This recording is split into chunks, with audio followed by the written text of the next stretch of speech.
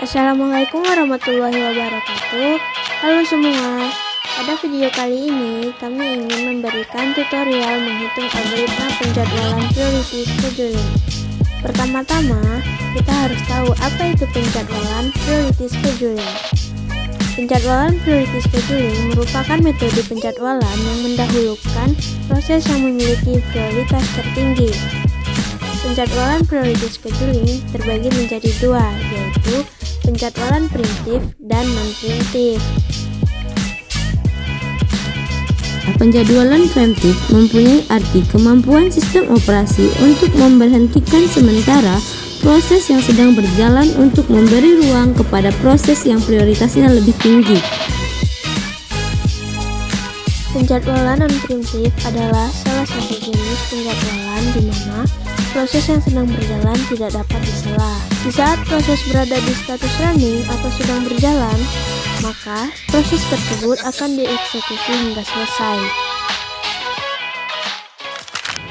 Berikut merupakan tabel algoritma penjadwalan priority scheduling preemptif dengan waktu tiba yang berbeda, yakni P1 tiba pada 0, P2 tiba pada waktu 3, P3 tiba pada 8, P4 tiba pada 10 dengan lama proses P1 7, P2 5, P3 4, P4 6 dengan priority, P2 dengan prioritas pertama, P3 dengan prioritas kedua, P4 dengan prioritas ketiga, dan P1 dengan prioritas terakhir yaitu keempat.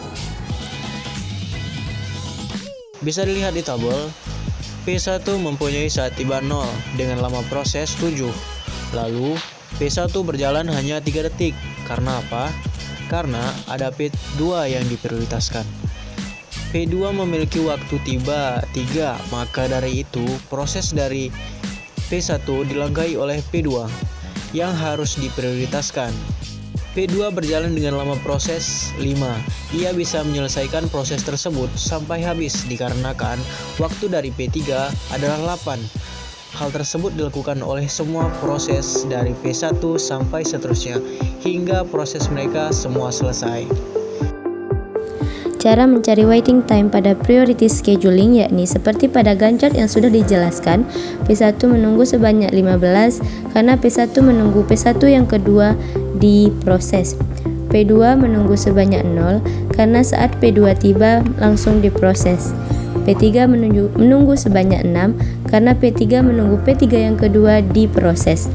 P2 menunggu sebanyak 0 karena saat P4 tiba langsung diproses. Jadi waiting time P1 adalah 15, waiting time P2 adalah 0, waiting time P3 adalah 6, waiting time P4 adalah 0.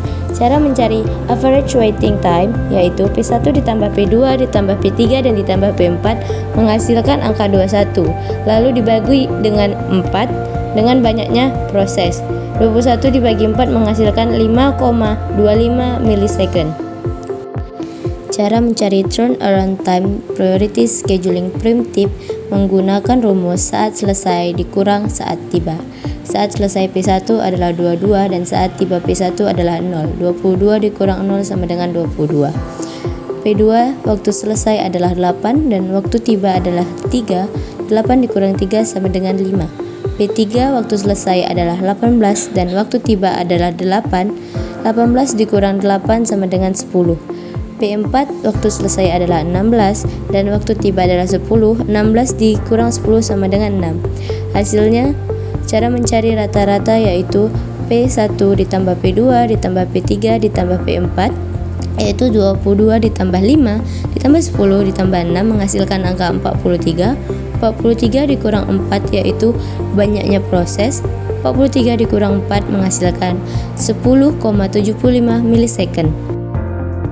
Berikut adalah tabel algoritma penjadwalan priority schedule dengan tipe non-preemptif.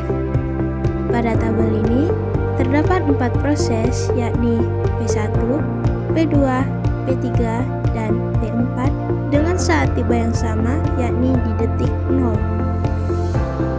Lama proses P1 adalah 10 detik. Lama proses P2 adalah 3 detik. Lama proses P3 adalah 1 detik.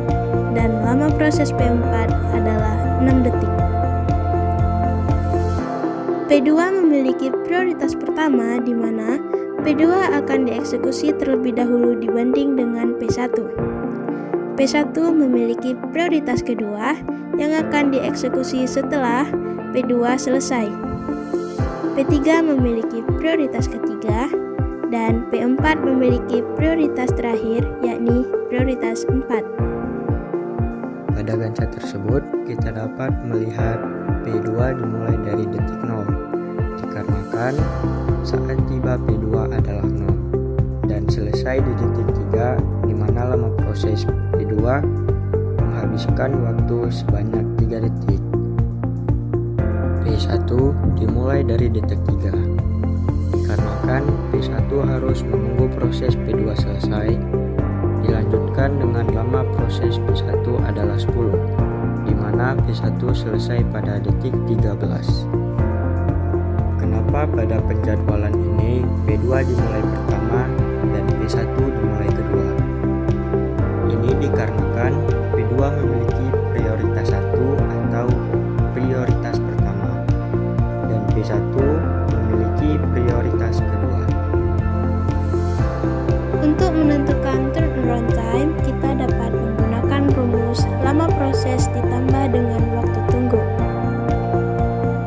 Namun, kita juga dapat menentukannya secara manual pada Gantt chart, di mana turnaround time untuk proses 1 adalah 13. Turnaround time untuk proses 2 adalah 3. Turnaround time untuk proses 3 adalah 14. Dan turnaround time untuk proses 4 adalah 20. Untuk menentukan average waiting time atau AWT, kita dapat menggunakan rumus menjumlahkan semua waktu tunggu proses lalu dibagi dengan banyaknya proses. Maka didapatkan 3 ditambah 0 ditambah 13 ditambah 14 sama dengan 30 dibagi 4 sama dengan 7,5 mili per second.